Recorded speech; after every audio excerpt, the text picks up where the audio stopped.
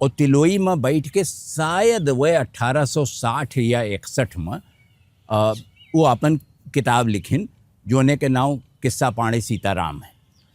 और लिख के ओके वो एक जोन प्रति रही वो कहीं कि हम 3 हाथे से 3 दाएँ लिखें, तो एक ठू तो राजा तिलोई खिया दे दिहन और एक ठू एक जने बहुत अमीर और बहुत पढ़ा लिखा परिवार रहा वाजपेयी लोगन के, गिरिजा शंकर वाजपेयी, वह ICS वही गे रहे, बड़का अफसर वही गे रहे। तो एक गिरिजा शंकर वाजपेयी के दिहन, एक राजा तिलोई के दिहन और एक कॉपी हम अपने छोटके बेटवा खाते नारगेट के लगे भेजत हैं।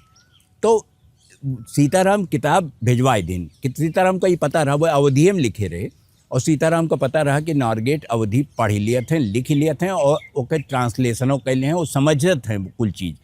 नारगेट ओकर अनुवाद कई दिन अंग्रेजी में।